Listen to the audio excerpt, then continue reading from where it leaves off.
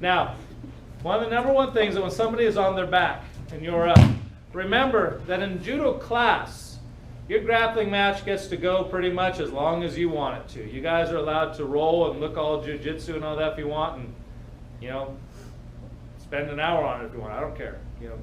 But in tournaments, to win at grappling, you've got to be on your game. Now, don't think that because somebody else trains only to roll and that at tournaments judoka train to win, that one system is better than the other. That's just not true. There is a lot of merit in winning fast, let me tell you. Because even in a self-defense application, you don't want to have some guy stumble out of a bar and pick a fight with you, and then 45 minutes later you guys are still rolling around on the concrete. Winning fast is very effective, and it's a real good thing to do.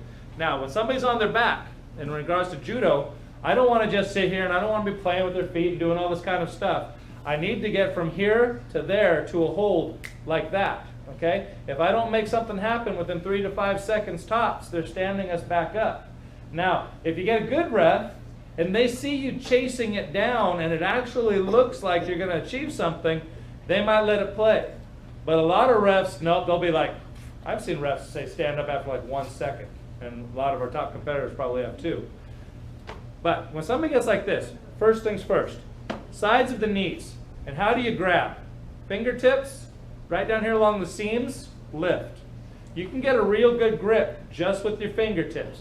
But once you get this, then secure the grip altogether. And basically all I want to do is throw the legs away. Now I threw too much, so she overspun. But moving them aside and coming in, that's my position for going into a hold. But just like in our stand-up technique, we were discussing this the other night. If you want to throw somebody backwards, what's the first thing you do? If you want to throw them backwards? Pull, that's right. If you want to throw them that way, you pull them, because the human being's natural tendency is to be resistant. We're like mules when it comes to fighting. If somebody does one thing, we do the opposite. So if you want to throw them backwards, you pull them to you, and then they try to resist back, and that's when you use that backward strength they're applying to throw them down. In the same way, if you want to pull them forward, first off, you push them back. So then they press into you, and you go with their strength. You push them, and then when they come back, you go with their strength to throw them over. In a situation like this, when I'm grappling with somebody, and I go like this, she might shrimp, she might do something to do a counterbalance to where I can't get around it. When that happens, you're just going to go like 1 and then 2. Ooh, I almost pulled your britches off. Sorry about that. Oh, felt like it. So basically, you apply it one direction, then throw it the other. So this is like, it's kind of like the knee push. It's the simplest of the techniques that happen. The knee push is like the simplest of the techniques when you're on your back being offensive. When someone's on their back and you're on your knees, this is like the simplest one that you can do. Don't ignore the simple techniques, okay? I get tired of watching people going like this. And you're like walking around going, I can't do it, I can't do it. Man, number one, push them up, pull them down. Use them, okay? Use their strength against them. That was kids' class lesson, and that's all we're going to do with that. Now we're going to do spider guard, okay? Spider guard is some fun stuff. I'm going to get on my back. I'm the same as up here. How do I want to do this? I'm going to put one foot up here inside of the crook of her elbow. And I'm holding on to her gi. How am I holding on to her gi? In much the same way. I can go on the outside and cup it with my fingertips, and that makes a good grip. I can hold it inside like this and pistol grip it. Because in grappling, all those weird grips are legal. You might not be able to do them in stand-up, but you can in grappling. Now my other foot, I can either leave it here in her hip, or I can even bring it up into her other one. If I want to go like this and maintain, I can. If I want to go here, I can. I personally like right here on the hip. Why? So I can do things. I can manipulate, I've got a better balance. But also, I can hook behind the legs, I can transition, I can do whatever I need. Now, when I'm in this position, what I want to do is that if she moves this way to try to, get around me, I start shrimping. If she goes the other way, I'm going to shrimp back. Okay? If she tries to overextend, like if she takes a big step this way, I'm going to underhook the leg. I'm going to go for an arm bar. Okay? When you're doing this stuff, again, when you're doing this stuff, you got to think, if you're on top, you need to think like, I need to win and I need to win now. I've got to get in there and I've got to make this happen. That's your tournament training. For just rolling around, experiment all you want. But if you're the one on your back, you've got to think, I need to block every attempt they make, and I need to watch for them to overextend. Now what do I mean by overextend? The same thing that we just had a minute ago, that when I had her like this, when she stepped far over here, she overextended her weight this way, plus her leg, and it gave me a chance here. Same thing, if she tries to come in over the top, she overextends, and I can make something happen there. If she steps this way, yet again, same thing. I can make things happen. I can roll her this way. Okay. Spider guard in judo is an underrated technique. I'd be tempted to say in jiu-jitsu it's overrated, but in judo it's underrated.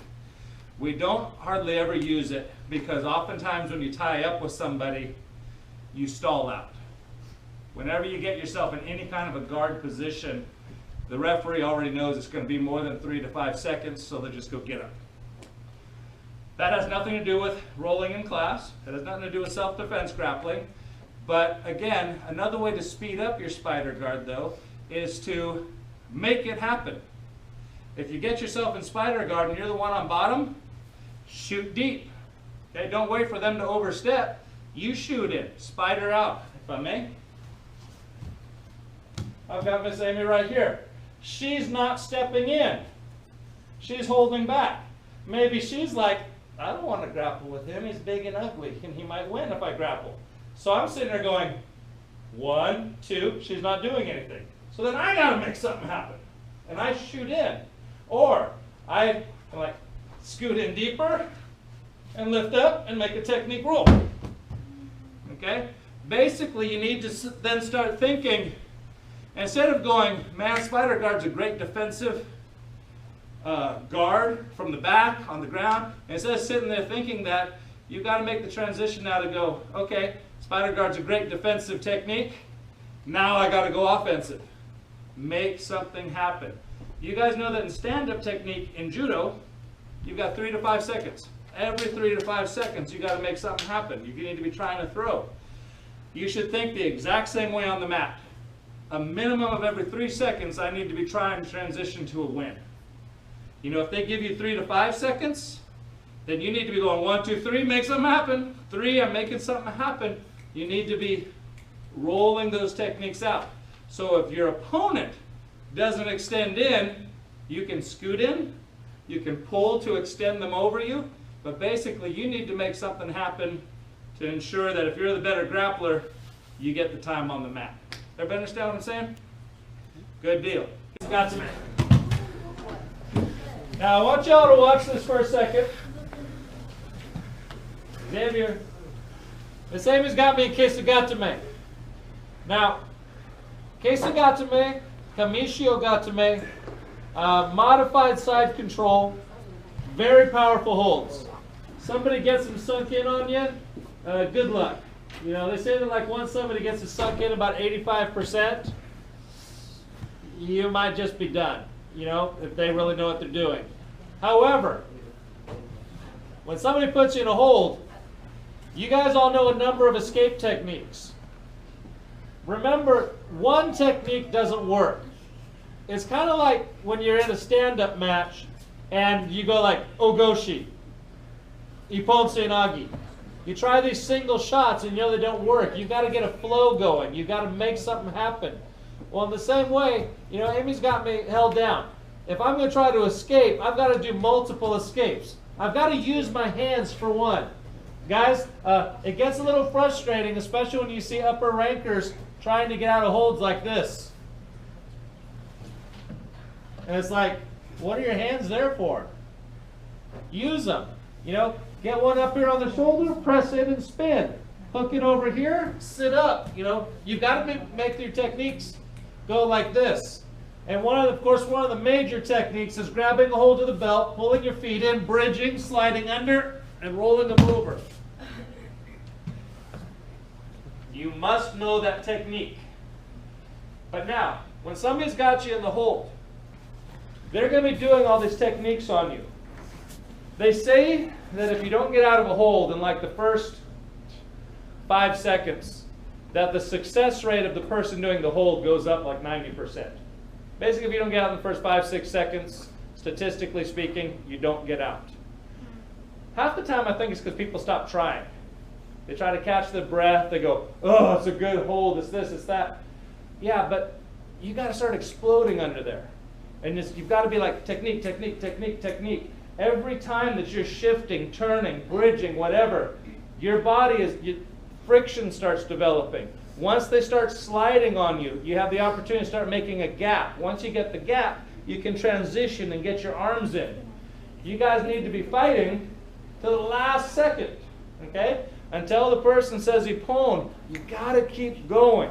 This is where, we got to separate ourselves from other people. Don't give up. People always talk about, hey, teach my kid. It's funny, over the years, people bring the kid and they'll be like, here's my kid, fix him. Okay? What do you mean? We've even had moms come in and ask us to beat their kids up. Here, please, do something with my kid, beat him up, do anything. So, yeah, there is your mom said. No. But you know what? That's not what we do. But what we do try to teach you guys is how to invest yourself in worthwhile endeavors, and about how once you're in that worthwhile endeavor to not give up on it, to just keep going and going and going. Now, that's how you are when you're the one being held down. You don't give up. You just keep exploding and you keep exploding. Now, what if you're the person on top? If you're the person on top and you have a rock solid hold, maintain it for as long as you can. If you can maintain it the entire time, good for you. Set it in. Make your body, whatever your opponent calls for, making your body rigid like stone or like steel, or being flexible and moving with the flow, whatever you got to do, you become that for whoever you're holding down. But if that person on the ground does their job, chances are, in the course of that 25 seconds, or 20 seconds on the hold, you're going to have to transition to another hold. And you need to make them clean. Angel, could Amy hold you down for a moment? It's getting hard for me to coach with my back on the ground. Could you please hold Angel down?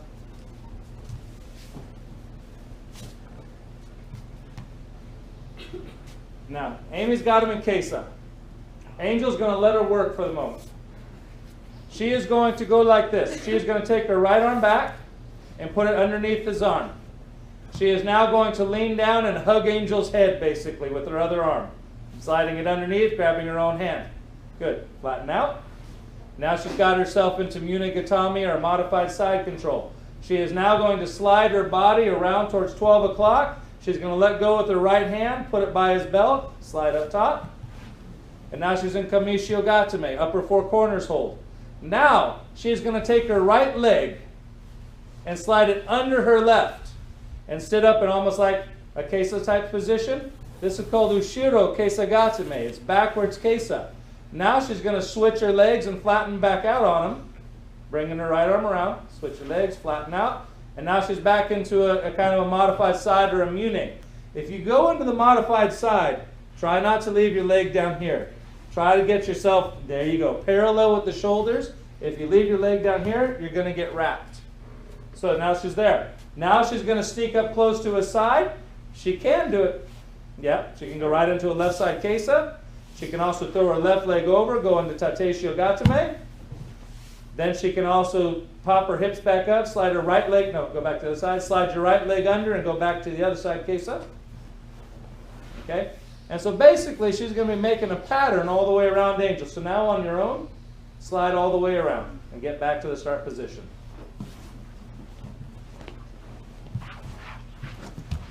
Notice how close to the floor she keeps her hips.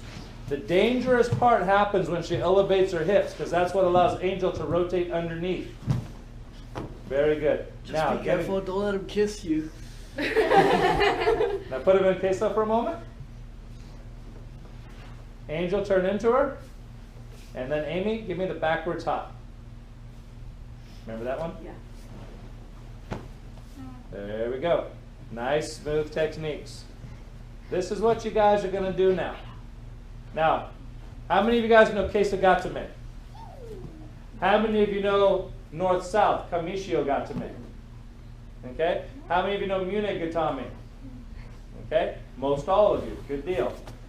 Can you please get back in there again for 1 second? Rather than getting super involved and giving you the minutia of every hold, we're going to keep this simple. Kesagatame, scarf hold. Awesome hold. This is also the one that whenever Ronda Rousey does her ground and pound, this is her choice. A lot of people bag on this hold. That is not true. This is an awesome hold. It's an awesome hold for self-defense. People say, well, he's got his arm free, you can start punching her and all that. No, it's tougher than you think, especially if she puts her head down. But if she stays up like that, don't forget she's got her arm free, she can also start punching. Okay? However, from this position, what she's going to do now, slide her left leg underneath his head, her left arm underneath his head, her right arm back underneath his arm. Then she's going to switch her hips and flatten out. That's basically a Munigatami. Okay? She's up on the shoulders. If she was a little more down, it'd be like a modified Yokoshio, a side control. But this is basically a Munigatami. Now, she is going to put her left arm underneath Angel's right arm. You left underneath his other right. There you go. I know it's awkward from where you are. Basically, she wants to try to get her arm back like this. Push it across his face.